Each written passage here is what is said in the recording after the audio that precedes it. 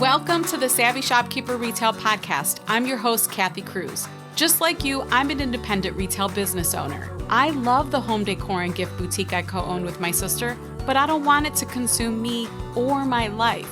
Join me each week as I share lessons learned, helpful tips, and valuable information for your retail business and life. Whether you're buying your products or making your products, whether you're a $25K business or a $2.5 million business, I'm on a mission to help indie retailers work less, profit more, and grow. Let's get started on today's episode. Welcome to episode 191 of the Savvy Shopkeeper Retail Podcast. Your point of sale system goes down. Do you have a backup plan? I'm your host, Kathy Cruz. My intention for this episode is to help you create a plan so you and or your team aren't panicking if your point of sale system goes down. Well, I should say it's not a matter of if it will go down. Most likely it will go down.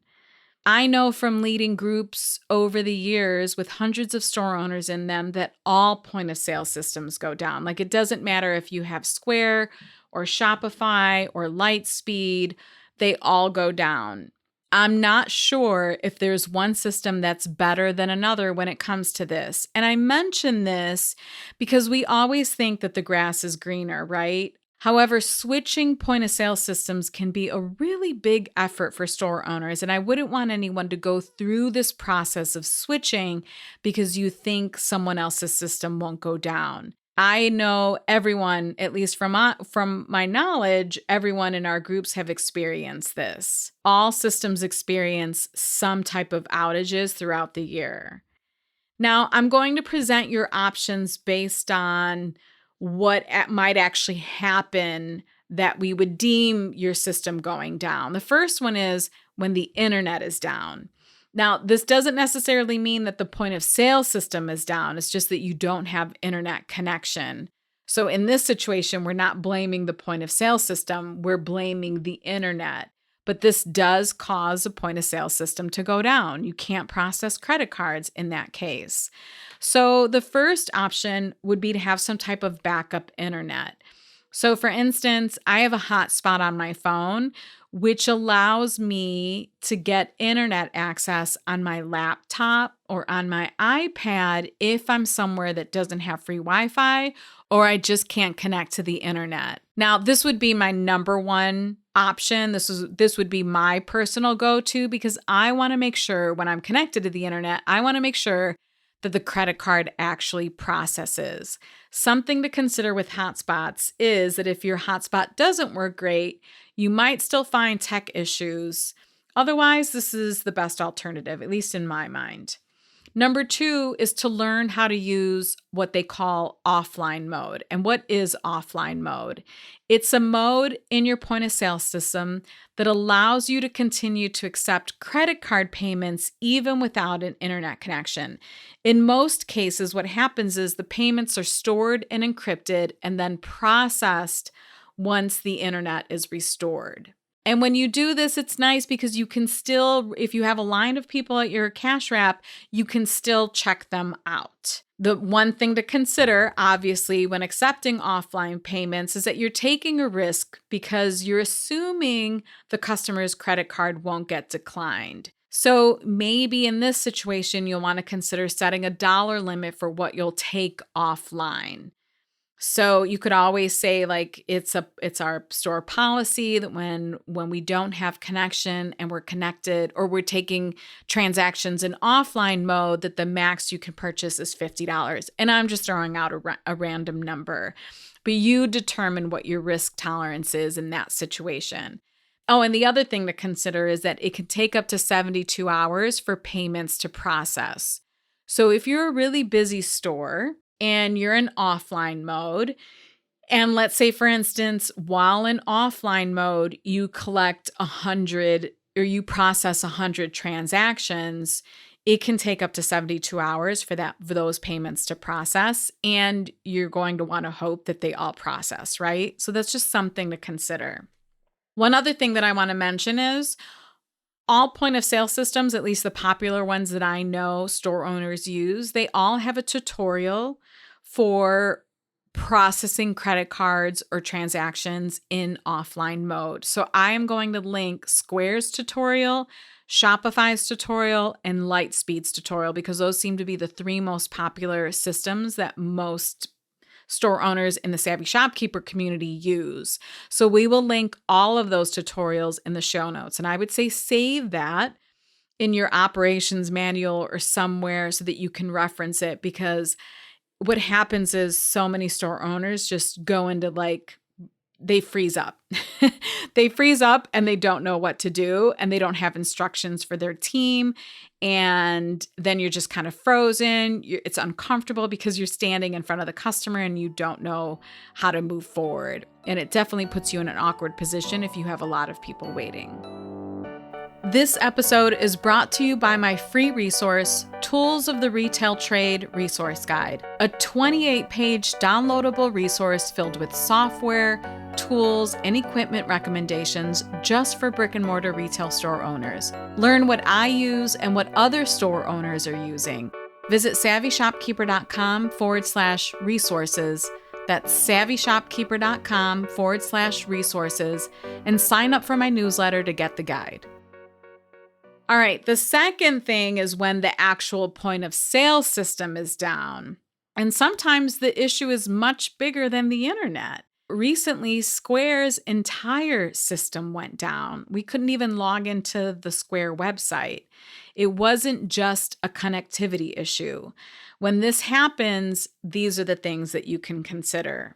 The first option is to process later. And when you do this, you'll want to document the customer's name, phone number, maybe even their email address, a list of the products purchased with the SKUs. So yes, this does sound tedious, right? And then remember to include the tax if this applies to the purchase. And when you process later and you're writing all of this down, this means that you'll want to ask the customer if they're comfortable giving you their credit card information. Now, a lot of us have good established relationships with our customers, and some of them are going to trust us with this. And you can say something like, I'm going to write this down, and then I'm going to take a Sharpie and cover up the credit card, or I'm going to shred this, I'll erase it, I'll cover up your credit card information before disposing it. And some customers will take you up on this offer.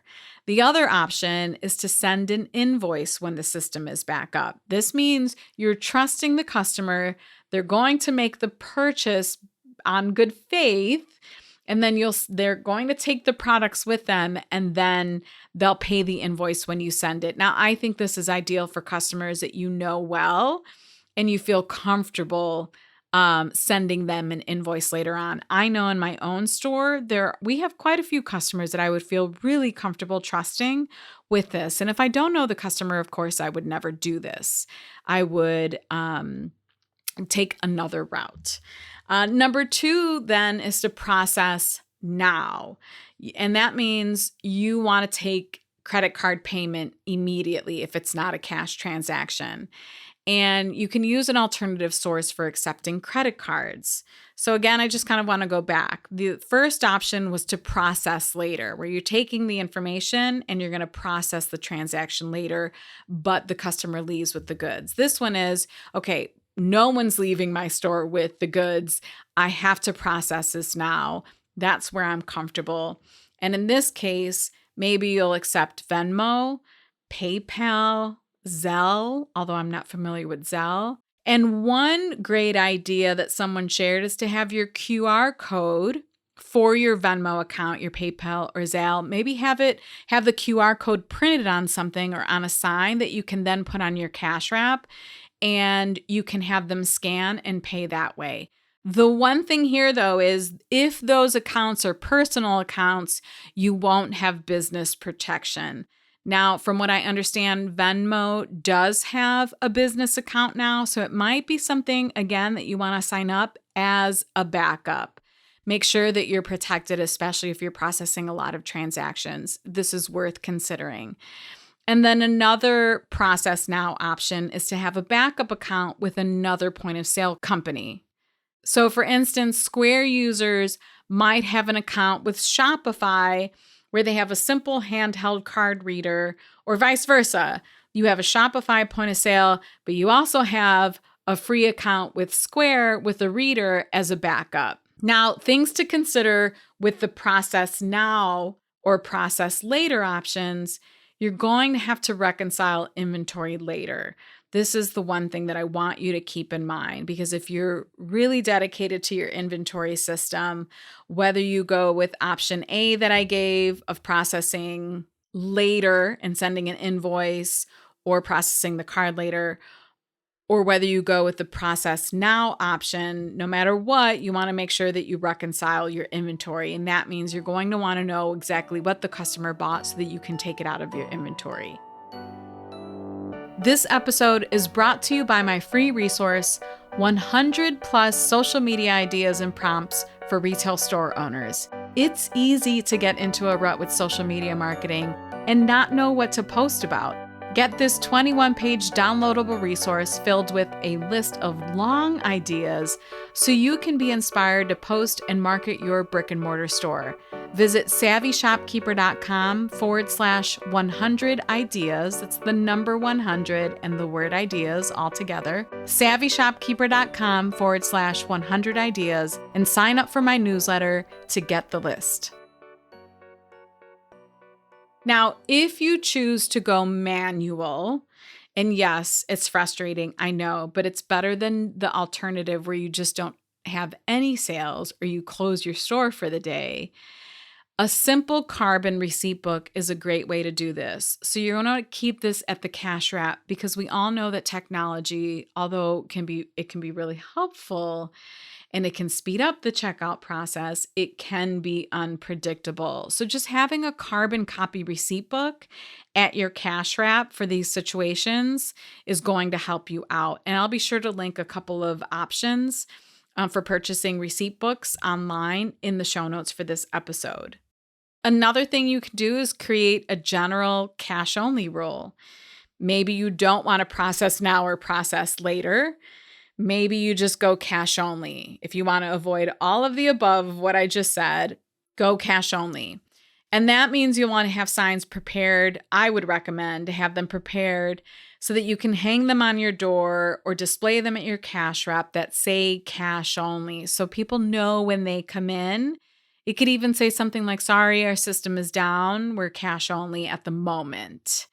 And then maybe on the sign, you can have a list of the closest ATMs that customers can visit. If somebody really wants to shop with you and you know you have an ATM that's available to them 1 block away, maybe give them those options so that they can go get cash and still have a transaction in your store. Things to consider with this option is, of course, less transactions. You are going to have customers who just leave and walk away and say, never mind, I never have cash, or I'm not paying the fee at the ATM to get cash. Just something to consider. With the process later or process now options, the point of that is to still save the transaction. You're still going to move forward with the transaction. And then a couple other things that I want to mention are troubleshooting or getting updates when your point of sale system goes down. Does your point of sale system have a certain website where they do updates when this happens? Is there a help documentation that will keep you updated?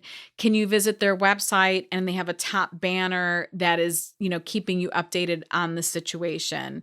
Visit the point of sale system website and see what they're communicating there first. Another place to look when you're looking to troubleshoot or get updates when a point of sale system goes down, visit their social media page. See if they're posting any updates there. Check your email. Did they send everyone an email? I believe after a while, recently with Square's situation, they did have a special website to visit. I feel like most Square users were a little frustrated at the situation because of the lack of communication when that happened. So I gave you a lot of options, and I just want to recap them again, just to be clear. You can process later. You can process then in that moment. If you go manual, make sure you have a receipt book. You could also go cash only, and then figure out where you can get updates from the point of sale company. To wrap this up, the inevitable decision on how you handle this or what your backup plan really comes down to what you are comfortable with, what your team is comfortable with. And I tried to make sure that I listed things to consider with every option I gave you, because with each option, there are things to consider. I can't make this decision for all shopkeepers. We're all different. However, I will tell you this: decide on your backup plan. Don't sit in indecision, because the next time you can't process transactions may be sooner than you think. Not that I wish it on anyone. Let's be clear about that. When Square went down recently, it was not pretty. There was at least 2 full conversations in Master Shopkeepers about it and what people were doing.